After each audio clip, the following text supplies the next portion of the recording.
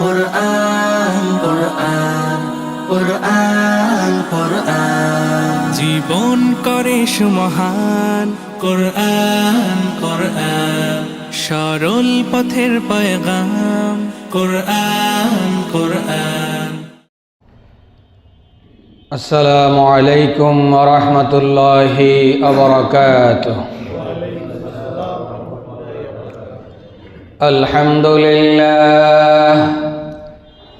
আলহামদুলিল্লাহ নাহমাদুহু ওয়া নাস্তাঈনুহু ওয়া নাস্তাগফিরুহু ওয়া নাউযু বিল্লাহি মিন শুরুরি আনফুসিনা ومن سيئات أعمالنا من يهد الله فلا مضل له ومن يضلله فلا هادي له ونشهد أن لا إله إلا الله وحده لا شريك له ونشهد أن سيدنا وسندنا وحبيبنا وحبيب قلوبنا ومولانا محمد الذي أرسله بالحق بشيرا ونذيرا وداعيا إلى الله بإذنه وسراجا منيرا أما بعد فقد قال الله تعالى في كلامه المجيد وفي فرقانه الحميد أعوذ بالله من الشيطان الرجيم بسم الله الرحمن الرحيم إن الله وملائكته يصلون على النبي يا أيها الذين آمنوا صلوا عليه وسلموا تسليما درود شريف পড়ি اللهم صل على سيدنا محمد وعلى آل محمد كما صليت على إبراهيم وعلى آل إبراهيم إنك حميد مجيد اللهم بارك على محمد وعلى آل محمد كما باركت على إبراهيم وعلى آل إبراهيم إنك حميد مجيد মুআজ্জাজ মুসল্লিয়ান কিরাম, সম্মানিত উলামায়ে কিরাম, তুলাবায়ে ইজাম, হুফাজে কিরাম, ইসলাম প্রিয় আল্লাহ প্রিয় দিনদার ভাইয়েরা, পর্দার আড়ালের মা ও বোনেরা, মহান রবের আলিশান দরবারে কালিমাতুশ শুকর আদায় করছি যেই মহান রব্বুল আলামিন আমাদেরকে ঠান্ডার মতো প্রতিকূল পরিবেশের মধ্যেও, কনকনে ঠান্ডা কনকনে শীতের মধ্যেও মুয়াজ্জিনের ডাকে সাড়া দিয়ে সপ্তাহের শ্রেষ্ঠতম দিন জুমার দিনে সবার আগে আগে আল্লাহ তাআলার ঘরে আসার জন্য সুযোগ করে দিয়েছেন। সেই মহান রবের আলিশান দরবারে প্রাণ খুলে, জবান খুলে, মন উজাড় করে উচ্চ স্বরে কালিমাতুশ শুকর আদায় করছি। সবাই বলছি আলহামদুলিল্লাহ। মুআজ্জাজ মুসল্লিয়ানে কেরাম, গত জুমায় আমরা 2026 সালের প্রথম জুমা আদায় করেছি। গত জুমায় আমরা সময়ের গুরুত্ব এ বিষয়ে আমরা আলোচনা পেশ করেছি এবং আমরা দীর্ঘ আলোচনা শুনেছি। আমরা আমাদের সময়টাকে কিভাবে ব্যয় করব, কোন পথে ব্যয় করব, কিভাবে ব্যয় করলে আল্লাহ রাব্বুল আলামিনের সন্তুষ্টি আদায় করা যাবে, কিভাবে সময়ের মূল্যায়ন করলে আল্লাহ রাব্বুল আলামিনের জবাবদিহিতা থেকে রেহাই পাওয়া যাবে, এ বিষয়ে আমরা গত জুমায় আলোচনা শুনেছি। আজকে আমরা অত্যন্ত গুরুত্বপূর্ণ আরও একটি বিষয় নিয়ে আলোচনা করব। আপনারা সকলেই অবগত আছেন, মাহে রমাদান আমাদের দরজায় কড়া নাড়ছে। আরবি মাস অনুযায়ী বর্তমানে আমাদের মাঝে রজব মাস চলমান রয়েছে। অল্প কয়েকদিনের মধ্যেই শাবান মাস আমাদের মাঝে এসে উপস্থিত হবে। আজকে আমরা আলোচনা করব মাহে রমাদানের প্রস্তুতি গ্রহণে শাবান মাসের গুরুত্ব এবং তাৎপর্য। আল্লাহ রাব্বুল আলামিন আমাদের সকলকে মনোযোগ দিয়ে কথাগুলো শোনার জন্য সুযোগ করে দেন। সবাই বলি আমিন। প্রিয় ভাইয়েরা আমার, আল্লাহ রাব্বুল আলামিন আমাদেরকে সৃষ্টি করেছেন কার ইবাদত করার জন্য? কার গোলামি করার জন্য? আল্লাহর গোলামি করার জন্য। তারই ফলশ্রুতিতে আমরা যারা নিজেদেরকে মুমিন দাবি করি, আমরা যারা নিজেদেরকে মুসলমান দাবি করি, আমরা যারা নিজেদেরকে আল্লাহর বান্দা দাবি করি, আমরা যারা নিজেদেরকে নবীর উম্মত দাবি করি, সেই দাবি করা মানুষগুলোই ইসলামের হুকুম আহকামগুলোকে সঠিকভাবে পালন করবে, সঠিকভাবে মূল্যায়ন করবে। এটাই তো স্বাভাবিক, ঠিক কিনা? এই জন্য আল্লাহ রাব্বুল আলামিন আমাদেরকে ইবাদত করার জন্য পাঠিয়েছেন, তার গোলামি করার জন্য পাঠিয়েছেন। এই জন্য তার বান্দা হিসাবে, তার সৃষ্টি হিসাবে আমাদের উচিত সকল সময়ে, সকল কিছুর ঊর্ধ্বে, সকল কিছুকে উপেক্ষা করে কার ইবাদত করা? আল্লাহর ইবাদত করা। এই জন্য ইবাদতের একটি গুরুত্বপূর্ণ সময় আমাদের সামনে আসছে, মাহে রমাদানের মতো গুরুত্বপূর্ণ মাস। এই মাসটির আগের মাস, পূর্বের মাস, যার নাম হচ্ছে শাবান মাস। কি মাস? শাবান মাস।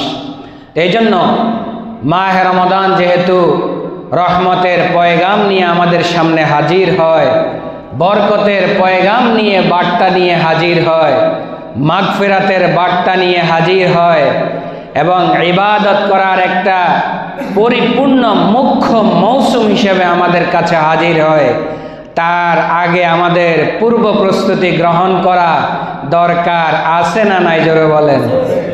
আমাদের সকলের শিক্ষার্থী, ছোট্ট ছোট্ট সন্তান যারা আছে, তারা দেখবেন বিভিন্ন দ্বীনি শিক্ষা প্রতিষ্ঠানে, স্কুল, কলেজ, ইউনিভার্সিটিতে পড়াশোনা করে।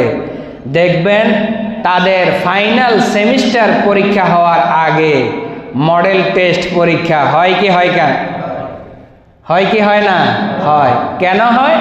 সে যাতে ফাইনাল পরীক্ষাটায় ভালো করে, তার পূর্ব প্রস্তুতি হিসাবে মডেল টেস্ট পরীক্ষা গ্রহণ করা হয়। এজন্য প্রিয় ভাইয়েরা আমার, রমজান মাস আমাদের খুব সন্নিকটে।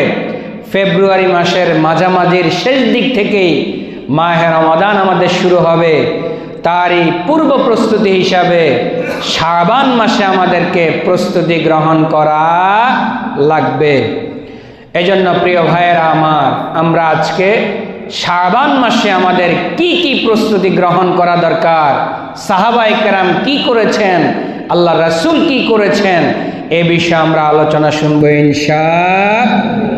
প্রিয় ভাইয়েরা আমার, শাবান আরবি শব্দ, যার অর্থ হচ্ছে বিস্তার লাভ করা, বিস্তৃত হওয়া, ছড়িয়ে পড়া। এই মাসে মহান আল্লাহ তাআলা তার রহমত সকল সৃষ্টির মাঝে ছড়িয়ে দেন। এই কারণে শাবানকে শাবান বলা হয়ে থাকে। শাবানের তাৎপর্য বোঝাতে গিয়ে আব্দুল কাদের জিলানী রাহমাতুল্লাহি আলাইহি তার কিতাবের মধ্যে উল্লেখ করেছেন, শাবান শব্দটি আরবি শব্দ। এটি 5টি হরফে লেখা হয়। কয়টি হরফে? 5টি হরফ দিয়ে লেখা হয়। প্রথমটির নাম হচ্ছে শিন, দ্বিতীয় হরফটির নাম হচ্ছে আইন, তৃতীয় হরফটির নাম হচ্ছে বা, চতুর্থ হরফটির নাম হচ্ছে আলিফ, পঞ্চম হরফটির নাম হচ্ছে নুন। এই 5টি অক্ষরের সমন্বয়ে, এই 5টি হরফের সমন্বয়ে শাবান শব্দটি লেখা হয়ে থাকে। শাবান মাসের গুরুত্ব এবং তাৎপর্য বোঝাতে গিয়ে আব্দুল কাদের জিলানী রাহমাতুল্লাহি আলাইহি তার কিতাবের মধ্যে উল্লেখ করেছেন, এই 5টি শব্দ দিয়ে শাবান শব্দটিকে লেখা হয়েছে। এই 5টি অক্ষরের, এই 5টি হরফের প্রত্যেকটির মর্যাদা অনেক বেশি। সুবহানাল্লাহ। তিনি বলছেন, শিন হচ্ছে প্রথম হরফ, শিন দিয়ে শারফুন, শারফুন মানে হচ্ছে মর্যাদা, সম্মান। দ্বিতীয় হরফটি হচ্ছে আইন, আইন দিয়ে হচ্ছে উলুফুন, উলুফুন মানে হচ্ছে সমৃদ্ধি, উন্নতি। তৃতীয় হরফটি হচ্ছে বা, বা মানে হচ্ছে বিররুন, বিররুন মানে হচ্ছে নেকি এবং সওয়াব। এরপরে চতুর্থ হরফটি হচ্ছে আলিফ, আলিফ দ্বারা উলফত, উলফত শব্দের অর্থ হচ্ছে ভালোবাসা, মহাব্বত। নুন অক্ষর দ্বারা নূরুন, নূরুন মানে হচ্ছে আলোক। এই 5টি অর্থের সমন্বয়ে আব্দুল কাদের জিলানী রাহমাতুল্লাহি আলাইহি শাবান মাসের গুরুত্ব বোঝাতে গিয়ে তিনি এক কথায় আমাদেরকে বুঝিয়েছেন, আল্লাহর কোন বান্দা যদি শাবান মাসে রমজানের প্রস্তুতি গ্রহণ করার জন্য, রমজানের পূর্ব প্রস্তুতি গ্রহণ করার জন্য আল্লাহর কোন বান্দা যদি শাবান মাসে বেশি বেশি ইবাদত বন্দেগী করে, তাহলে সে আল্লাহ তাআলার পক্ষ থেকে সম্মান, সমৃদ্ধি, নেকি এবং আল্লাহ তাআলার ভালোবাসা সহকারে ঈমানের নূর তার ভিতরে পয়দা হয়ে যাবে। সুবহানাল্লাহ বলেন। আব্দুল কাদের জিলানী রাহমাতুল্লাহি আলাইহির নাম শুনছেন না আপনারা? তিনি তার নিজস্ব অ্যানালাইসিস, তিনি তার নিজস্ব চিন্তা উপস্থাপন করেছেন যে রমজান মাসের পূর্ব প্রস্তুতি গ্রহণের লক্ষ্যে আল্লাহর কোন বান্দা যদি শাবান মাসে পূর্ব প্রস্তুতির জন্য ইবাদত বন্দেগী শুরু করে দেয়, তো তাহলে আল্লাহ তাআলা তার পক্ষ থেকে ওই বান্দার সম্মান, ওই বান্দার সমৃদ্ধি, ওই বান্দার নেকি, সওয়াব এবং আল্লাহ তাআলার ভালোবাসা সহকারে ওই ব্যক্তির কলবের মধ্যে, অন্তরের মধ্যে ঈমানের নূর পয়দা করে দিবেন। সুবহানাল্লাহ। স্বাভাবিক দৃষ্টিতে যদি আল্লাহ তাআলার কোন বান্দা নিজের মধ্যে নেক আমল থাকে, নিজেকে যদি নেক আমলের মধ্যে আবদ্ধ রাখে, তার অন্তরে নূর পয়দা হবে, এটাই তো স্বাভাবিক, ঠিক কি না? আর যেই ব্যক্তি সারাদিন অন্যায় অপরাধের মধ্যে থাকবে, তার ভিতরে ঈমানের নূর আসার কোনো সম্ভাবনা আছে? নাই। এজন্য হাদিস শরীফে এসেছে, হযরত আনাস রাদিয়াল্লাহু তাআলা আনহু থেকে বর্ণিত, তিনি বলেন, রাসূলুল্লাহ সাল্লাল্লাহু আলাইহি ওয়াসাল্লাম ইরশাদ করেছেন, শাবানের নাম এই জন্য শাবান রাখা হয়েছে, এতে রমজানের জন্য বেশি বেশি করে পুণ্যের কাজের প্রকাশ পায়। এই মাসের মধ্যে বেশি বেশি করে নেকের কাজের প্রকাশ পায়। এই মাসের মধ্যে বেশি বেশি করে সওয়াবের কাজের প্রকাশ পায়। এই জন্য শাবানকে শাবান বলা হয়ে থাকে। সুবহানাল্লাহ। আর রমজানকে রমজান বলা হয়ে থাকে এই জন্য, যেহেতু রমজান মাসে আল্লাহ তাআলা বান্দার গুনাহগুলোকে নাইসাই করে দেন। সুবহানাল্লাহ। প্রিয় ভাইরা আমার, আল্লাহ রাব্বুল আলামিন বান্দার প্রতি এত দয়াবান, বান্দার প্রতি এত বেশি রহম দিলওয়ালা, বান্দার প্রতি এত বেশি দয়াশীল, তিনি আমাদেরকে জানিয়ে দিচ্ছেন রাসূলের মাধ্যমে। মুসলিম শরীফে হাদিস এসেছে প্রথম নম্বর খণ্ডের 1045 নম্বর হাদিস, হযরতে আবু হুরায়রা রাদিয়াল্লাহু তাআলা আনহু থেকে বর্ণিত। তিনি বলেন, عن أبي هريرة رضي الله تعالى عنه قال قال رسول الله صلى الله عليه وسلم الصلوات الخمس والجمعة إلى الجمعة ورمضان إلى رمضان مكفرات لما بينهن إذا اجتنبت الكبائر। জোরে বলি আল্লাহু আকবার, আরো জোরে বলি আল্লাহু আকবার। আমাদের সকলের গুনাহ আছে না নাই? আল্লাহর কাছে যদি স্বীকৃতি দেন আল্লাহ মাফ করে দেবে। আমাদের সকলের গুনাহ আছে না নাই? কম না বেশি? বেশি। কিন্তু আল্লাহ রাব্বুল আলামিন বান্দার প্রতি দয়াবান, বান্দার প্রতি রহমশীল, বান্দার প্রতি দয়াশীল। তিনি জানেন বান্দা গুনাহ করবে, কিন্তু সে বেঁচে থাকার সর্বোচ্চ চেষ্টা করে, তারপরেও তার কোনো না কোনোভাবে কি হয়ে যায়? গুনাহ হয়ে যায়। এই জন্য আল্লাহ রাব্বুল আলামিন রাসূলের মাধ্যমে আল্লাহ তাআলার বান্দাদেরকে গুনাহ মাফ করার জন্য বিভিন্ন অফার দিয়ে থাকেন, বিভিন্ন ছাড় দিয়ে থাকেন, বিভিন্ন অফার ঘোষণা করে থাকেন।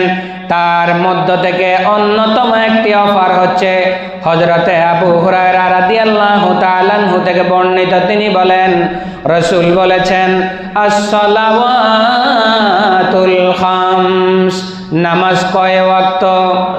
জোরে বলেন, নামাজ কয় ওয়াক্ত? 5 ওয়াক্ত। রাসূল আমাদেরকে জানিয়ে দিচ্ছেন, আল্লাহ তাআলার কোন বান্দা যদি ফজরের নামাজটা জামাতের সাথে আদায় করে, আদায় করার পরে জোহরের নামাজ পর্যন্ত কবিরা গুনাহ ব্যতীত তার যে ছোট ছোট সগীরা গুনাহ আছে, জোহরের নামাজটা সে যদি জামাতে আদায় করে, জোহর এবং ফজরের মধ্যবর্তী সময়ে যে সগীরা গুনাহ আছে, জোহরের নামাজটা জামাতের সাথে আদায় করার কারণে আল্লাহ রাব্বুল আলামিন এই মধ্যবর্তী সময়ের সগীরা গুনাহ মাফ করে দিবে। আল্লাহ বান্দার প্রতি দয়াশীল কিনা? এরপরে আল্লাহ বলছেন, জোহরের পর থেকে আসরের মধ্যবর্তী সময়ে যেই ছোট ছোট গুনাহগুলা বান্দার হয়ে থাকে, কথায় কথায় মিথ্যা বলে ফেলেছে, কথায় কথায় অন্যায় করে ফেলেছে, সর্বোচ্চ সতর্ক থাকার চেষ্টা করে তাও ভুল হয়ে গেছে, আসরের নামাজটা যদি জামাতের সাথে আদায় করে, জোহর এবং আসরের মধ্যবর্তী সময়ে কবিরা গুনাহ বেঁধে রেখে ছোট ছোট যে সগীরা গুনাহ আছে, আসরের নামাজটা জামাতে আদায় করলে আল্লাহ তাআলা সগীরা গুনাহ মাফ করে দেন। এভাবে রাসূল বলছেন, এভাবে আল্লাহর কোন বান্দা যদি আসরের পর থেকে মাগরিবের মধ্যবর্তী সময়ে ছোট ছোট গুনাহ করে ফেলে, তো মাগরিবের নামাজটা জামাতের সাথে আদায় করলে মধ্যবর্তী সময়ের গুনাহ মাফ করে দেই। মাগরিবের নামাজের পরে এশা পর্যন্ত, এশার পরে ফজর পর্যন্ত প্রত্যেকটা নামাজের মধ্যবর্তী সময়ে আল্লাহ তাআলার কোন বান্দা যদি কবিরা গুনাহ বেঁধে রেখে ছোট ছোট সগীরা গুনাহ করে ফেলে, তো পরের ওয়াক্তটা জামাতের সাথে আদায় করলে আমি আল্লাহ তাআলা তার সগীরা গুনাহ মাফ করে দেই। লিল্লাহি তাকবীর। আল্লাহর কথা সত্য না মিথ্যা? তাহলে আল্লাহ যে বান্দার প্রতি দয়াশীল, রহমশীল, উদার, এই ব্যাপারে কোনো সন্দেহ আছে? নাই। রাসূল বলছেন, আমার এমনও বান্দা আছে দৈনন্দিন 5 ওয়াক্ত নামাজ জামাতে আদায় করেছে, তবুও তার সগীরা গুনাহ রয়ে গিয়েছে, তার গুনাহগুলা মাফ হয় নাই। তো আমি রাসূল ঘোষণা দিচ্ছি, আল্লাহর কোন বান্দা যদি গত জুমার নামাজ পড়ে, তার মধ্যবর্তী প্রতিদিন সগীরা গুনাহ মাফ হয়, এরপরেও কোনো ছোট ছোট সগীরা গুনাহ থেকে থাকে, তো আজকের জুমার নামাজটা জামাতে আদায় করলে এক সপ্তাহের অবশিষ্ট সগীরা গুনাহ আমি আল্লাহ মাফ করে দেয়। আরো আস্তে কন। প্রিয় ভাইয়েরা আমার, এরপরেও বান্দা গুনাহ করে ফেলে, বান্দার ছোট ছোট গুনাহ থাকে, তো আল্লাহ তাআলা নবীর উম্মতদের প্রতি দয়াশীল হয়ে, নবীর উম্মতদের প্রতি রহমশীল হয়ে, নবীর উম্মতদের প্রতি উদার হয়ে আমাদেরকে জানিয়ে দিচ্ছেন যে বান্দার ডেইলির গুনাহগুলা 5 ওয়াক্ত নামাজের মাধ্যমে মাফ হওয়ার পরে অবশিষ্ট থাকে, ওই গুনাহগুলা আমি আল্লাহ তাআলা জুমার নামাজ আদায় করলে মাফ করে দেই। এরপরেও আল্লাহর কোন বান্দার সাপ্তাহিক গুনাহ থাকার পরেও, মাফ করে দেওয়ার পরেও যদি ছোট ছোট কোনো কবিরা গুনাহ অবশিষ্ট থেকে যায়, তো আগামী রমজানের 30টা রোজা বা 29টা রোজা, পুরো একটা মাসকে যদি সে মর্যাদার সাথে ইবাদত বন্দেগীতে পালন করে, আমি আল্লাহ তাআলা তার 1 বছরের সগীরা গুনাহ মাফ করে দেব। নারায়ে তাকবীর। এগুলা আমাদের জন্য সুযোগ কিনা জোরে বলেন? এগুলা আমাদের জন্য আল্লাহ তাআলার পক্ষ থেকে বিশাল অফার কিনা জোরে বলেন? এই জন্য প্রিয় ভাইয়েরা আমার, মুমিন তার সময়গুলাকে কিসের মাধ্যমে কাটাবে? একটু মহব্বতে বলেন, কিসের মাধ্যমে?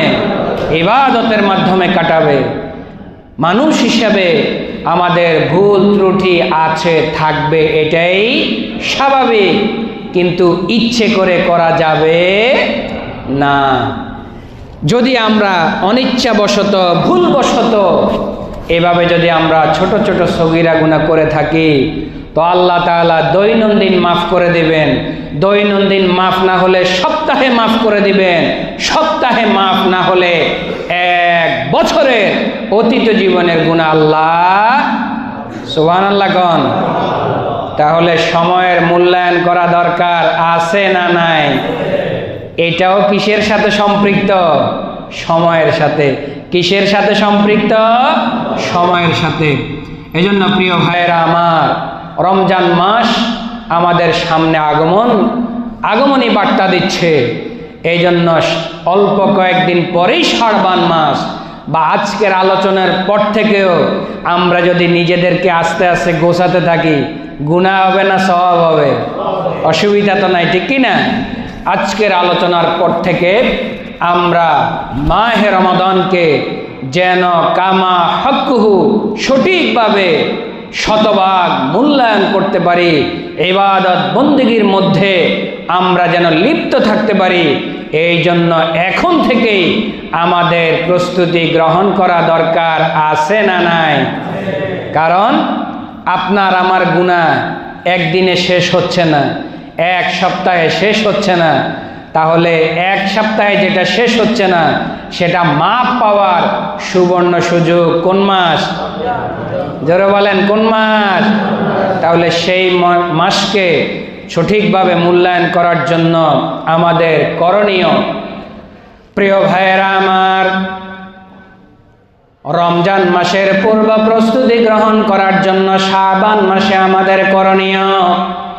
শাবান মাস মূলত হচ্ছে মাহে রমজানের পূর্ব প্রস্তুতি গ্রহণ করার মাস, যেটা আমি আপনাদেরকে আগে বলেছি যে আমাদের বাচ্চাদের প্রথম সেমিস্টার পরীক্ষা গ্রহণ করার আগে মডেল টেস্ট গ্রহণ করা হয়। প্রতিবারের মতো আমাদের মাঝে রহমত এবং বরকত এবং নাজাতের পয়গাম নিয়ে মাহে রমাদান আমাদের মাঝে হাজির হচ্ছে। সাহাবায়ে কেরাম, রাসূল আকরাম সাল্লাল্লাহু আলাইহি ওয়াসাল্লাম এবং সাহাবায়ে কেরাম অন্যান্য মাসের তুলনায় এই শাবান মাসকে বেশি বেশি নফল ইবাদতের মধ্যে নিজেদেরকে লিপ্ত রাখতেন।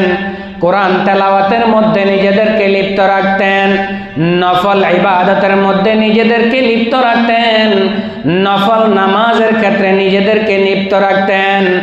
এরই মাধ্যমে ওনারা যেন আস্তে আস্তে অভ্যস্ত হওয়ার মাধ্যমে রমজান মাসটাকে সুন্দরভাবে গ্রহণ করতে পারেন। সেজন্য শাবান মাসটাকে সাহাবায়ে কেরাম এবং আল্লাহ রাসূল সাল্লাল্লাহু আলাইহি ওয়াসাল্লাম অনেক বেশি গুরুত্ব দিতেন। বাইহাকি শরীফের প্রথম নম্বর খণ্ডের 3813 নম্বর হাদিসে এসেছে, হযরতে উসমান ইবনে আফফান রাদিয়াল্লাহু তাআলা আনহু থেকে বর্ণিত, তিনি বলেন, ক্বালা রাসূলুল্লাহি সাল্লাল্লাহু আলাইহি ওয়াসাল্লাম, শাবানু শাহরি ওয়া রমাদানু শাহরুল্লাহ। জোরে বলে আল্লাহু আকবার। রাসূল বলছেন শাবান মাস হচ্ছে আমার মাস। শাবান মাস হচ্ছে কার মাস? রাসূলের মাস। ওয়া রমাদানু শাহরুল্লাহ, রমজান মাস কার মাস? আল্লাহর মাস। তাহলে যেই মাসটাকে আল্লাহ রাসূল সাল্লাল্লাহু আলাইহি ওয়াসাল্লাম নিজের মাস বলে গুরুত্ব দিয়েছেন, সেই মাসটাকে আমাদের গুরুত্ব দেওয়া দরকার আছে কিনা? জোরে বলেন, আছে কিনা? কারণ রাসূল বুঝতেন কোন মাসটার গুরুত্ব কত বেশি। রমজান মাস আসতেছে, রমজান মাস হচ্ছে কার মাস? আল্লাহর মাস।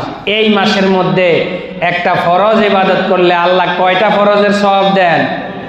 এই তো সব আপনারা জানেন। এত সওয়াবের মাস আল্লাহ বিনা হিসাবে বান্দাকে দিতে থাকেন। এজন্য রাসূল বলেছেন রমজান মাস, জোরে বলেন, রমজান মাস আল্লাহর মাস। আর এই মাসটাকে গ্রহণ করার জন্য আমি তো একটু প্রস্তুতি নেওয়াই লাগে। এই জন্য তার আগের মাসটা হচ্ছে রাসূলের মাস। সুবহানাল্লাহ বলেন। তিরমিজি শরীফে হাদিস এসেছে, হযরতে আনাস রাদিয়াল্লাহু তাআলা আনহু থেকে বর্ণিত, তিনি বলেন, নবী করিম সাল্লাল্লাহু আলাইহি ওয়াসাল্লামকে জিজ্ঞেস করা হলো, আপনার কাছে মাহে রমাদানের পরে কোন মাসের রোজা অনেক বেশি উত্তম?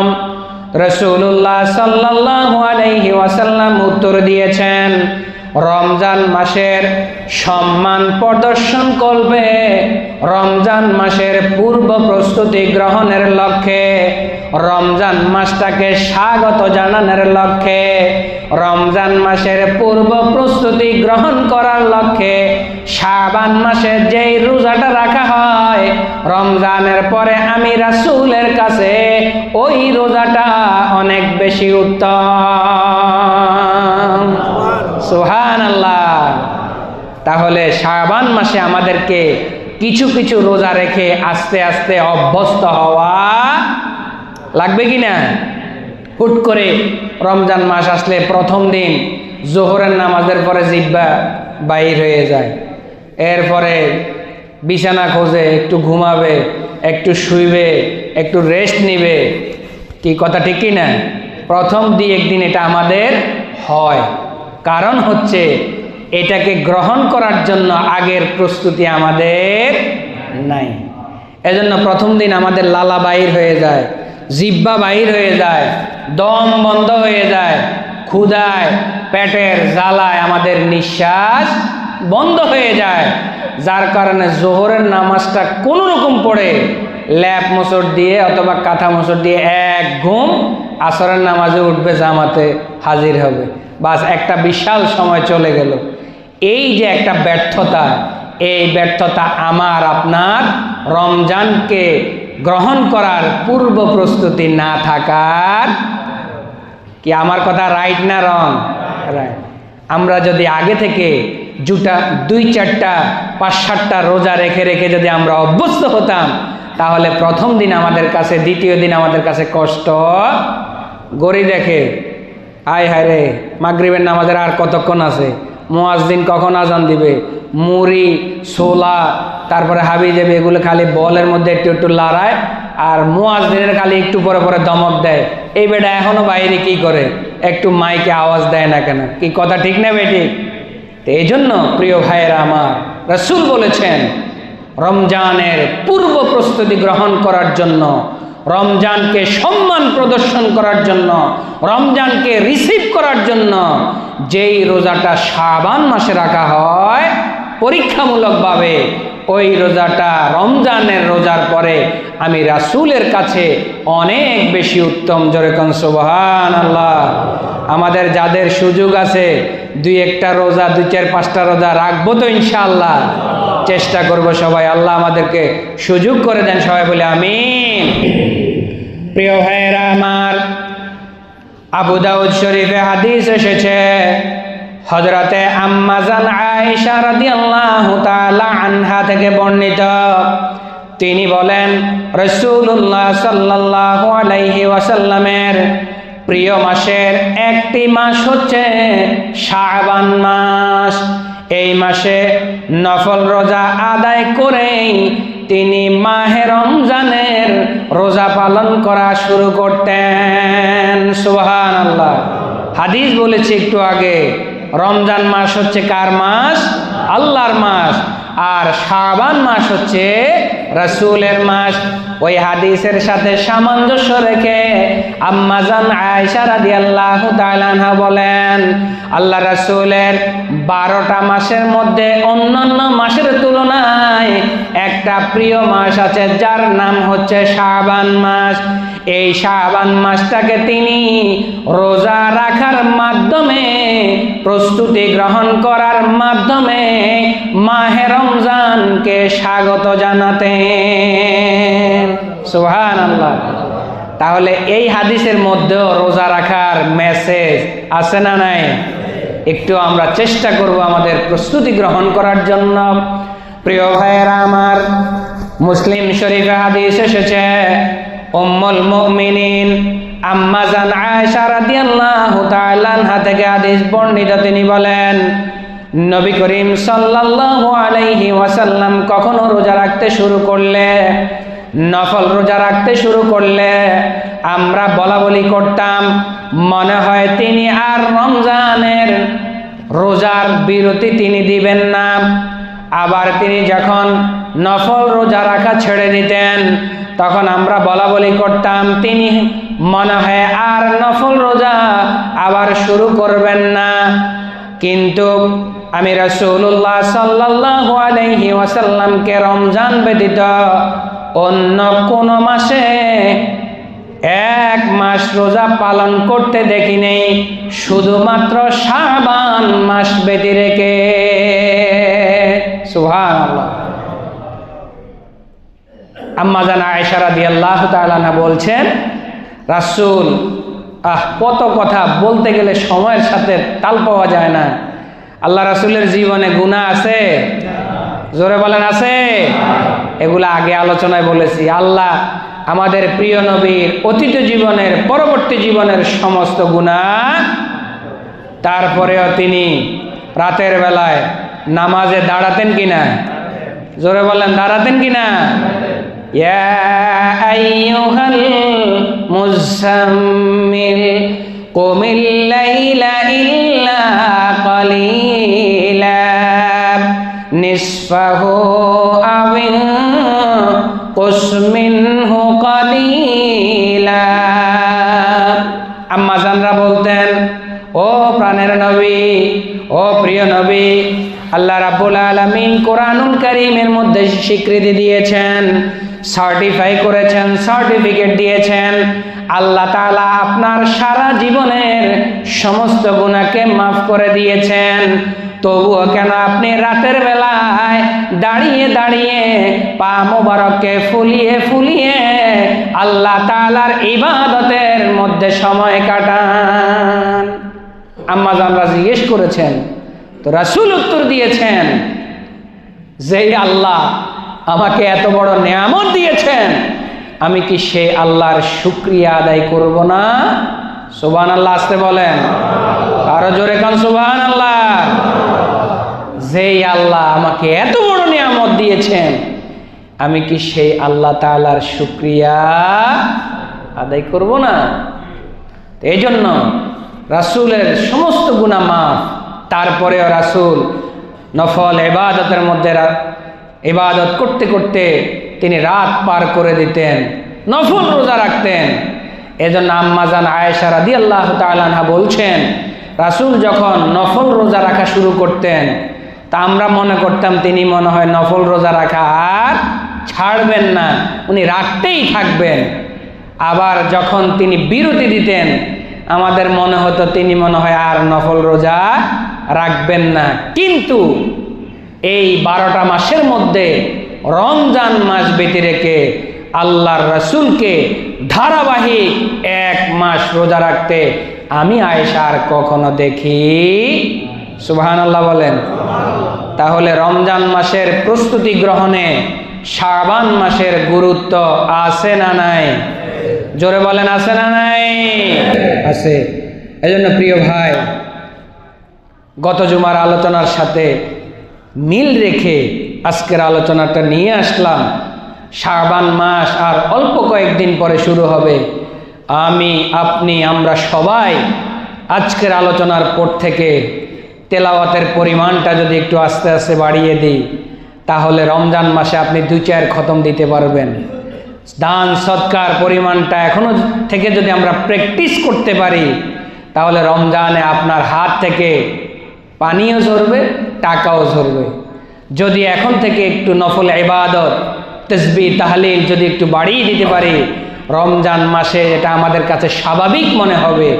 এজন্য আজকের আলোচনার পর থেকে মাহে রমাদানের প্রস্তুতি গ্রহণে তেলাওয়াতের পরিমাণ বাড়িয়ে দেওয়া, দান সদকার পরিমাণ বাড়িয়ে দেওয়া, নফল ইবাদতের পরিমাণ বাড়িয়ে দেওয়া, দান সদকার পরিমাণ বাড়িয়ে দেওয়া, ভালো কাজের পরিমাণ বাড়িয়ে দেওয়ার চেষ্টা আমরা করতে পারি কিনা ইনশাআল্লাহ? সবাই চেষ্টা করবো তো ইনশাআল্লাহ? আল্লাহ আমাদেরকে সুযোগ করে দেন, সবাই বলে আমিন। প্রিয় ভাইয়েরা আমার, 1 নাম্বার পারা 2 নাম্বার সূরা সূরাতুল বাকারার 158 নম্বর আয়াতে আল্লাহ তাআলা বলছেন, ওয়ামান তাতাওয়া খায়রান ফাইন্নাল্লাহা শাকিরুন আলিম। জোরে বলি আল্লাহু আকবার। আল্লাহ তাআলা বলছেন ফরজ ইবাদতের পরে ফুরুজিয়াতগুলো যেগুলো আছে, ফরজ ইবাদতের পরে আল্লাহ তাআলার কোন বান্দা যদি নফল ইবাদত করে, নামাজ কয় ওয়াক্ত? জোরে বলেন, নামাজ কয় ওয়াক্ত? 5 ওয়াক্ত। এই 5 ওয়াক্ত সবগুলার সাথে সুন্নত নফল কম বেশি টুকটাক আছে কিনা? আছে।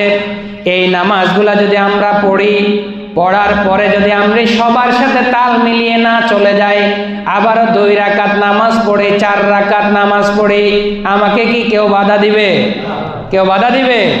আমি যদি বসে বসে সুবহানাল্লাহ 100 বার পড়ি, আলহামদুলিল্লাহ 100 বার পড়ি, আল্লাহু আকবার 100 বার পড়ি, আস্তাগফিরুল্লাহ 100 বার পড়ি, দুরূদ শরীফ 100 বার পড়ি, 20টা মিনিট পরে মসজিদ থেকে বের হয়ে আমাকে কি কেউ বাধা দিবে?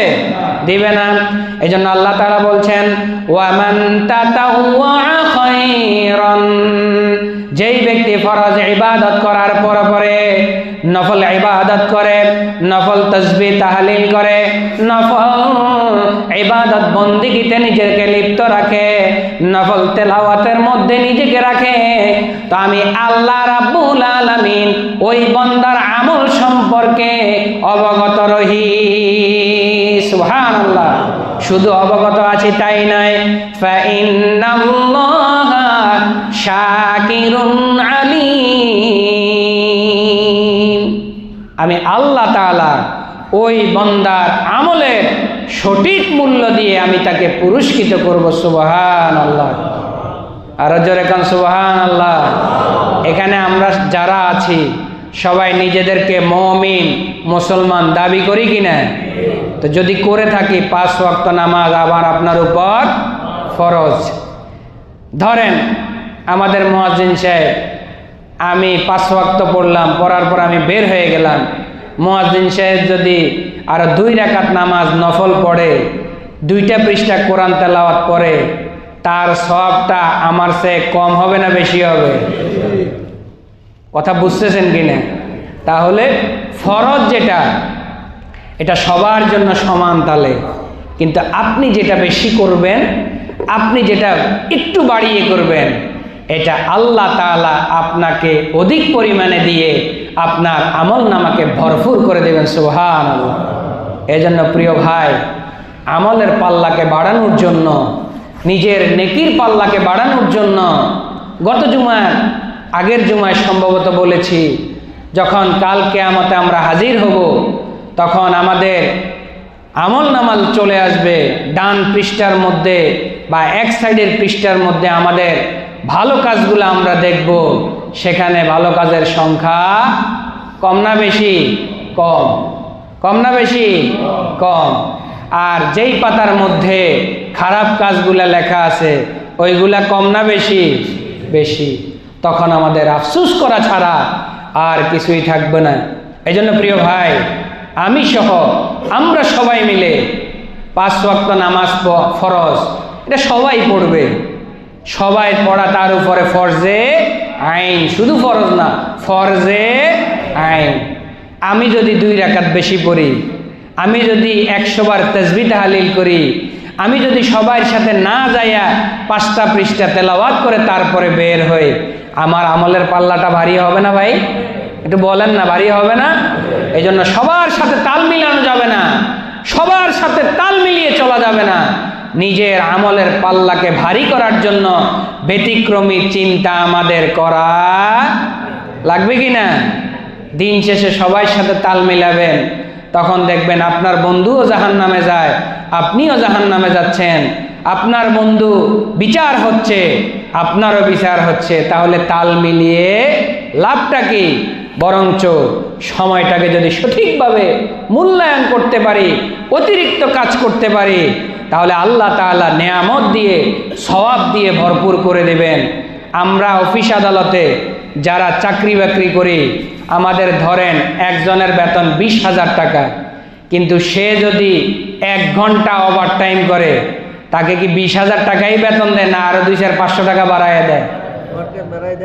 তাহলে দুনিয়ার হিসাব কিন্তু আমি বুঝি। আমি যদি 1 ঘন্টা ওভার টাইম করি, কোম্পানি আমাকে বলে দিয়েছে 1 ঘন্টার জন্য তোমার 500 টাকা বরাদ্দ। যদি তুমি নাইট করতে পারো, তোমার জন্য আরো 1000 টাকা বরাদ্দ।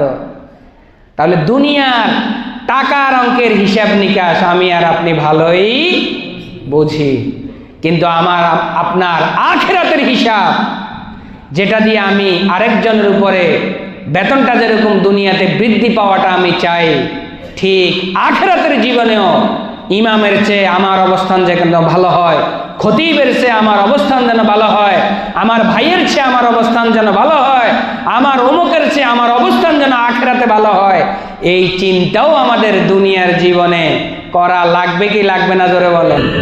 লাগবে। এই জন্য প্রিয় ভাইয়েরা আমার, বুখারী শরীফের অত্যন্ত গুরুত্বপূর্ণ একটি হাদিস, সময় কম, বলতে পারবো কিনা জানি না। বুখারী শরীফের 1 নম্বর খণ্ডের 1792 নম্বর হাদিসে এসেছে, হযরতে তালহা ইবনে উবাইদুল্লাহ রাদিয়াল্লাহু তাআলা আনহু থেকে বর্ণিত। তিনি বলেন, ইন্না আ'রাবিয়ান জাআ ইলা রাসূলিল্লাহি সাল্লাল্লাহু আলাইহি ওয়াসাল্লাম সাইরার রাস। তালহা ইবনে উবাইদুল্লাহ রাদিয়াল্লাহু তাআলা আনহু থেকে বর্ণিত, তিনি বলেন, খুব মনোযোগ দিয়ে হাদিসটা শুনবেন। তিনি বলছেন, একদা আল্লাহ রাসূল সাল্লাল্লাহু আলাইহি ওয়াসাল্লামের দরবারে একজন আরব বেদুইন আসলো। সাইরার রাসে, চুলগুলো উস্কো শুষ্ক। মরুভূমি থেকে আসলে, আমরা তো এখন সাধারণত এই রোডে কেউ যদি একবার দ্বিতীয়বার যায়, ওর চুল কি সাদা থাকবে না কালো থাকবে? সাদা। তো মরুভূমিতে বালু আর বালু। তালহা ইবনে উবাইদুল্লাহ রাদিয়াল্লাহু তাআলা আনহু বলছেন, আল্লাহ রাসূলের দরবারে একজন আরব বেদুইন আসলো। গল্পের মতো করে শোনেন, কিন্তু এটা একটা হাদিস। তো রাসূলের সামনে যখন আসলেন, ওই লোকটার চুলগুলো উস্কো শুষ্কো, অর্থাৎ মাথার মধ্যে বালি বা চুলগুলো আশ্রয় নাই, যেন তেনভাবে এসে আল্লাহ রাসূলের দরবারে হাজির হলো।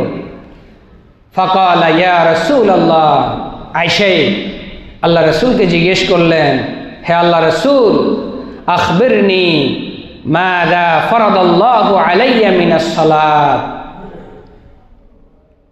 হে রাসূল, আপনি আমাকে ইসলামের মধ্যে সালাতের বিষয়ে কি বিষয়টা ফরজ করা হয়েছে আপনি আমাকে একটু জানিয়ে দিন।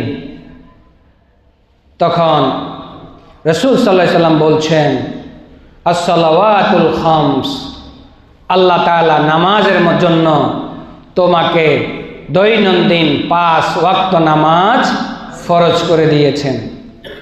ইল্লা আন তাতাওয়া শাইআন, যদি তুমি এর চেয়ে বেশি করতে পারো তাহলে সেটার নেকিও আল্লাহ তাআলা তোমাকে, কথা বুঝতেছেন কিনা? 1 নাম্বার প্রশ্ন, তিনি বলছেন যে সালাতের ব্যাপারে আল্লাহ তাআলা কি ফরজ করেছেন। তো রাসূল উত্তর দিয়েছেন, তোমার জন্য দৈনন্দিন কয় ওয়াক্ত নামাজ? 5 ওয়াক্ত নামাজ ফরজ করে দিয়েছেন। ইল্লা আন তাতাওয়া শাইআন, যদি তুমি এর বাহিরে নফল সালাত আদায় করতে পারো সেটার সওয়াব আল্লাহ তাআলা তোমাকে দিয়ে দিবেন।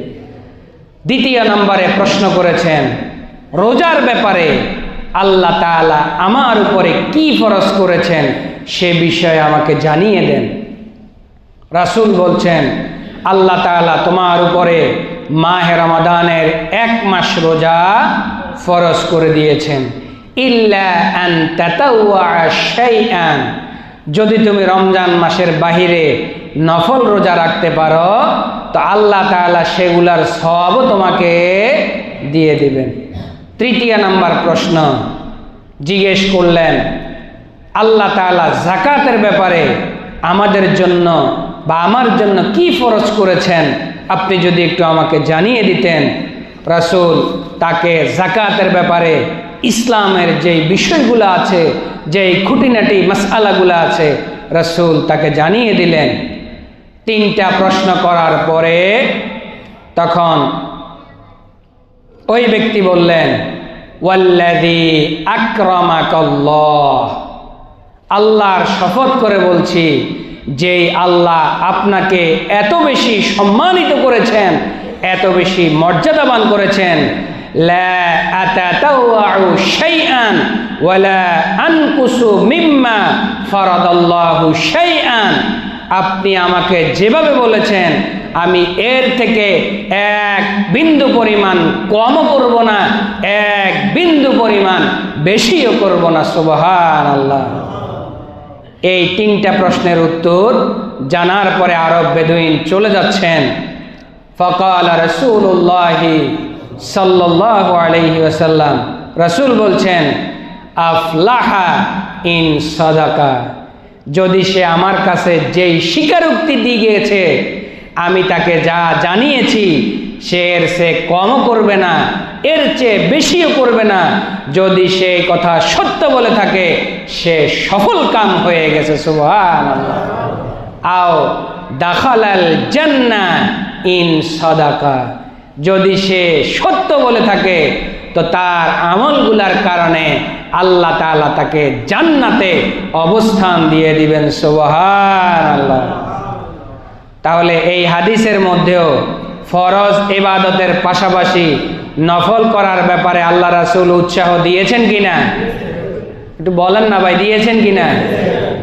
তো যাই হোক, এখানে আরব বেদুইন কয়টা প্রশ্ন করেছেন? জোরে বলেন, কয়টা? 3টা। নামাজের বিষয়ে জিজ্ঞেস করেছেন, রাসূল উত্তর দিচ্ছেন কয় ওয়াক্ত? 5 ওয়াক্ত। তুমি যদি বেশি করতে পারো সেটার সওয়াব আল্লাহ তোমাকে দিয়ে দিবেন। রমজানের বিষয়ে জিজ্ঞেস করেছেন, 1 মাস রোজা বেশি করতে পারলে এর সওয়াব আল্লাহ তোমাকে দিয়ে দিবেন। যাকাতের বিষয়ে বলেছেন, মাসআলাগুলো বলে দিয়েছেন। কিন্তু তুমি যদি বেশি করতে পারো এর সওয়াব কে দিয়ে দিবেন? আল্লাহ।